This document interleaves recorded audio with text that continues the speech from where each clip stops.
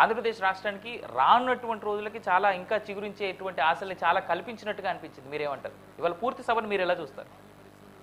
ఇప్పుడు గతంలో అమరావతికి శంకుస్థాపన చేసినప్పుడు కూడా నరేంద్ర మోడీ గారు ఇదే విషయాలని ప్రస్తావించారు. 2015లో అమరావతిని శంకుస్థాపన చేసే సందర్భంలో ఆయన ఆ రోజు కూడా మాట్లాడుతూ ఈ రోజు భారతదేశ అభివృద్ధిలో ప్రతి రాష్ట్రం ముందంజలో ఉండాలి, ముఖ్యంగా ఎక్కువ ప్రాంతం సముద్ర తీరం ఉన్న ఆంధ్రప్రదేశ్ వనరులు ఇవన్నీ కూడా దేశాభివృద్ధిలో భాగస్వామ్యం కాగలగాలి అని చెప్పి ఆ రోజు కూడా ఆయన ఆకాంక్షించారు. అంటే కొత్తగా ఆధునిక భారతదేశం అవతరించిన తర్వాత నిర్మితమవుతున్న అమరావతి నగరం ఇది మొట్టమొదటి నగరంగా ఆయన పేర్కొంటూ ఇది హైదరాబాద్ కు ధీటుగా తయారవుతుంది, రెండవ రాజధానిగా దీన్ని తీసుకెళ్లే ప్రయత్నం చేస్తానని చెప్పి ఆయన చెప్పారు. అదే మాటల్ని ఈసారి ఆయన ఇక్కడ మళ్ళా దాన్ని స్పష్టం చేశారు.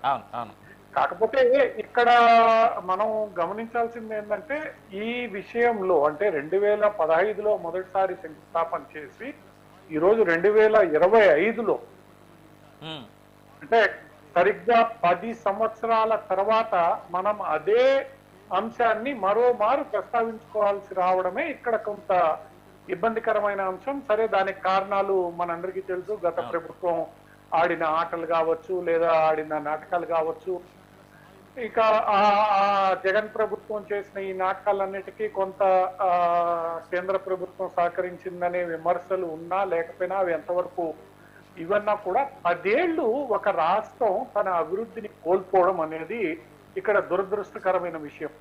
ఈ అభివృద్ధిని కోల్పోయిన విధానం ఏదైతే ఉందో ఆ విధానానికి కారణం ఎవరైనా కానీ ఇప్పుడు ఆ కోల్పోయిన 10 ఏళ్లని ముందుకు తీసుకెళ్లాల్సిన బాధ్యత ఈరోజు ఆంధ్రప్రదేశ్ లో అధికారంలో ఉన్న ఎన్డీఏ కూటమి, కేంద్రంలో అధికారంలో ఉన్న ఎన్డీఏ కూటమి చేయాల్సి ఉంటుంది. ఎంత వేగంగా మేము చేస్తాం, హామీలు ఇవన్నీ కూడా గతంలో ఇవ్వబడ్డాయి, కానీ ఇప్పుడు ఎంత వేగంగా వీటిల్ని మనం పూర్తి చేస్తాము. ఈ 10 ఏళ్లుగా ఏదైతే రాష్ట్రం కోల్పోయిందో, ఎన్నో ఆశలతో ఎంతో మంది ఆంధ్రప్రదేశ్ లో పెట్టుబడి పెట్టడానికి వచ్చారు, భయపడి వెనక్కి వెళ్ళిపోయారు, ఆఫీసులు మూసుకుని వెళ్ళిపోయారు. కలకల్లాడుతున్న అమరావతి ఎలా తయారైందో అందరికీ తెలుసు. నిర్మానుష్యంగా అయిపోయి అంధకారమయం అయిపోయిన అమరావతి మళ్ళా ఏదైతే పునర్వైభవానికి ఎంత త్వరగా తీసుకురాగలుగుతారో అన్నది ఇక్కడ ప్రధానమైన అంశం. ఆ దిశగా రాష్ట్ర కేంద్ర ప్రభుత్వాలు నిజంగా కలిసి పనిచేయాలి. ప్రధానమంత్రి గారు చెప్పినట్లు అలా నిజంగా పని చేస్తారని ఆంధ్రప్రదేశ్ ప్రజలు, ఎవరైతే ఆంధ్రప్రదేశ్ రాష్ట్రానికి సంబంధించి బాగోగులు కోరుకుంటారో వాళ్ళందరూ ఆశిస్తున్నారో ఆ దిశగా మాటలే కాకుండా చేతలు కూడా ఉంటాయని మనం ఆశిస్తాం.